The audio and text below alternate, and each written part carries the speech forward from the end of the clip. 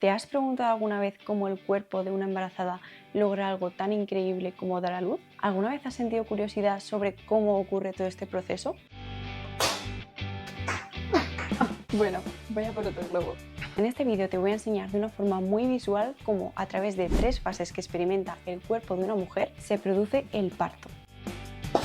Si no quieres perderte estos vídeos tan chulos que voy a hacer, suscríbete. Voy a explicar cómo se modifica el cuello del útero, cómo se dilata hasta 10 centímetros y cómo la cabeza del bebé es capaz de descender por la pelvis hasta salir al mundo exterior. Además, al final del vídeo voy a compartirte 3 claves que influyen en el proceso de parto, para que sepas qué aspectos están bajo tu control y cuáles no. Yo soy Ana, soy residente de Matrona. Vamos a empezar. La primera fase son los pródromos de parto. Es la fase en la que el cuerpo se prepara para ponerse de parto.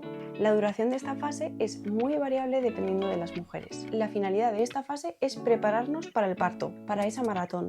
Es como el calentamiento antes de la competición. Al igual que el atleta necesita que sus músculos estén preparados para la intensidad a la que se va a enfrentar en la carrera, el útero y el cuello del útero también necesitan prepararse. Tenemos que saber 2 cosas importantes.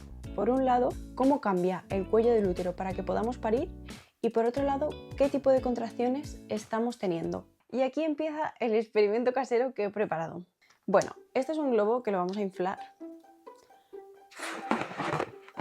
Vale. He metido dentro una pelota que va a simular la cabeza del bebé.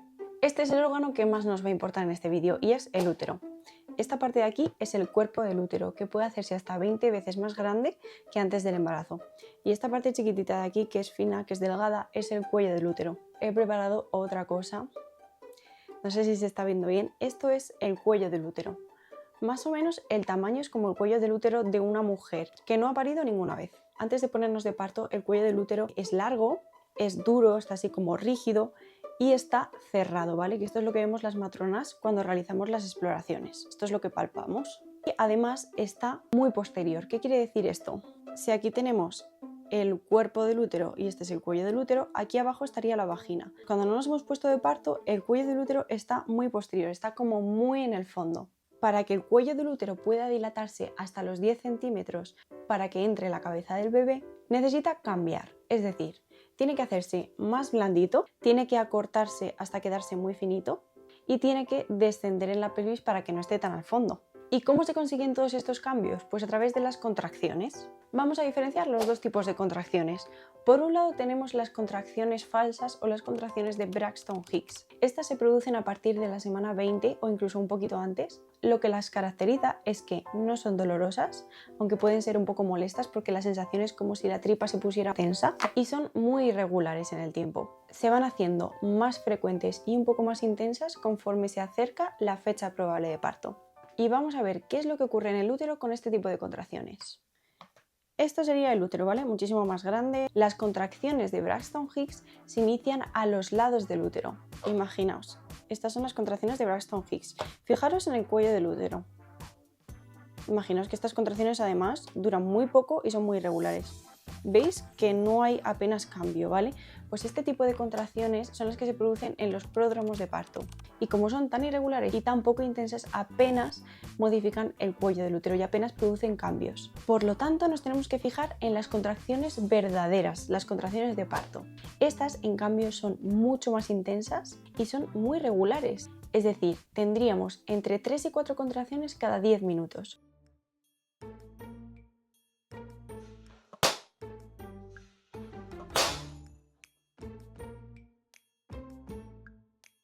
Bueno, voy a por otro globo. Y vamos a utilizar otro. Si queréis hacer esto en casa es muy sencillo. Cogéis un globo más grande que este a poder ser y tenéis que meter una pelota dentro. Se va a romper. Y lo infláis.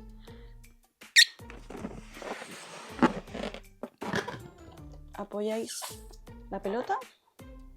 Vale, ya lo tenemos. No lo voy a tocar mucho, ¿vale? Las contracciones verdaderas de parto tienen origen en el fondo del útero. Y esto es lo que hacen.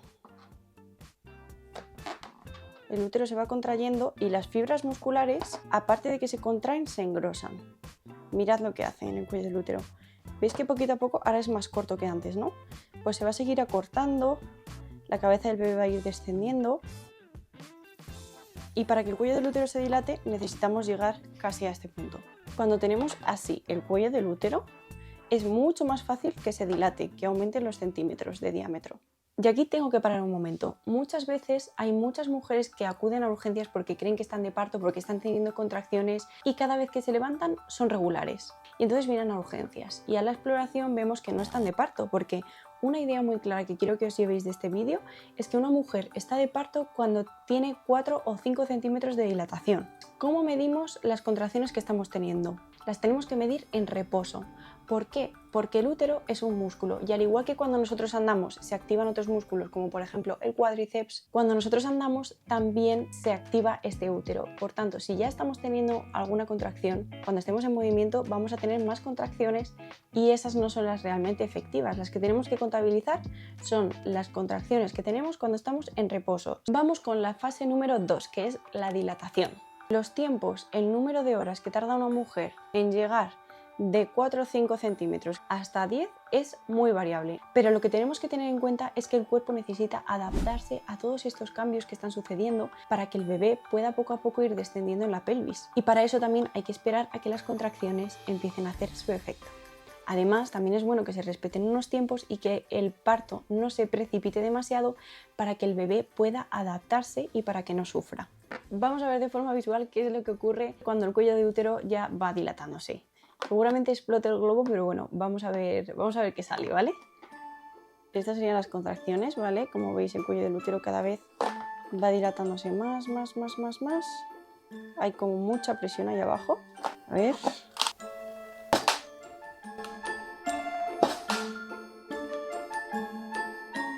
Bueno, no sé cómo se verá esto, pero ahí queda, ¿no?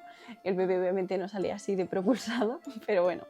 Y ahora imagínate que la matrona que te está atendiendo te ha vuelto a explorar y te dice que estás con 10 centímetros, lo que se conoce como estar en dilatación completa. Cuando llegamos a este punto, ¿qué es lo que ocurre? Porque aún tiene que salir la cabeza. Pues aquí viene la última fase, la fase número 3, que consiste en el descenso de la cabeza a través de la pelvis hasta que sale por la vagina. Y esto a las mujeres siempre se lo explico así porque es muy fácil de entender. El bebé tiene que pasar y tiene que bajar 4 escalones. Y el escalón que más cuesta atravesar es el tercero, porque la cabeza tiene que atravesar unos huesos que hay en la pelvis que se llaman espinas ciáticas y tienen un diámetro un poco más pequeñito. Cuando estamos ya en el tercer plano, el bebé está ya muy cerquita del nacimiento y aquí es cuando tiene una gran importancia los pujos maternos.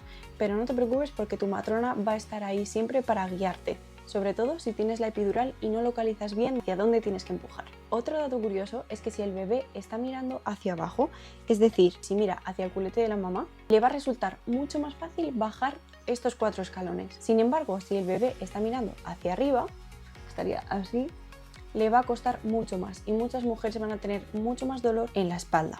Y para favorecer que el bebé se coloque mirando hacia abajo, existen diferentes posiciones que la madre puede adquirir durante el parto. Antes de acabar, quiero que os llevéis una idea muy clara de este vídeo, y es que cada parto es único, pero el miedo a parir es una preocupación común en muchas mujeres y que perdura generación tras generación. Te voy a explicar 3 claves por las que cada parto es único. Compararse con la experiencia de otras mujeres no es algo que deberías hacer. El primer bloque son los factores biológicos. Hay 3 que no podemos controlar y uno que está completamente en nuestras manos. Lo primero es la anatomía. La pelvis y el canal de parto de cada mujer tienen unas características únicas que influyen en el desarrollo del parto. La posición del bebé en el útero puede afectar a la duración y a la dificultad del parto. Y no olvidemos el tamaño del bebé.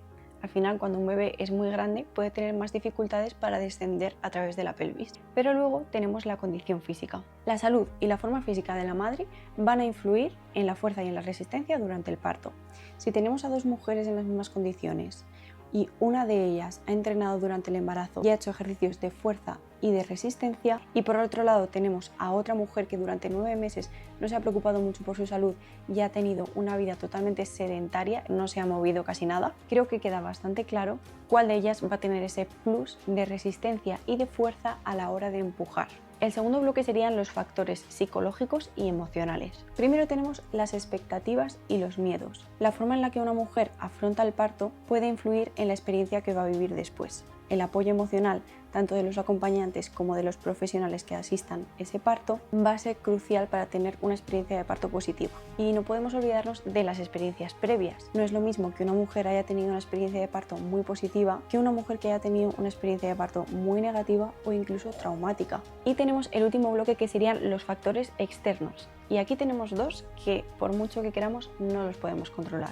Uno de ellos serían las intervenciones médicas, el uso de medicación como inductores del parto, es decir, un parto que tiene que ser inducido y que no se produce de forma espontánea, pues todo esto puede modificar el curso natural del parto. Y por otro lado tenemos las complicaciones, la presencia de enfermedades como la diabetes gestacional o la preeclampsia, que es una enfermedad que, entre otras cosas, lo que hace es aumentar la tensión arterial, o por ejemplo el sufrimiento fetal durante el parto, pueden requerir intervenciones adicionales, pues como por ejemplo que ese parto acabe en una cesárea o en un parto instrumental, y por tanto puede hacer que sea mucho más complejo. Con todo esto que te he contado creo que ya tienes mucha información, así que el mensaje que te mando es que vivas tu embarazo y tu proceso de parto como único y como personal. Y por último, tampoco me cansaré de decir que si tienes muchas dudas o muchas inseguridades acerca de tu parto, pide ayuda. No te olvides de las matronas. Y como yo también quiero poner mi granito de arena y ayudarte, déjame en los comentarios cualquier duda que tengas acerca del proceso de parto. Y si quieres que sea algo más privado, puedes contactar conmigo a través de mis redes sociales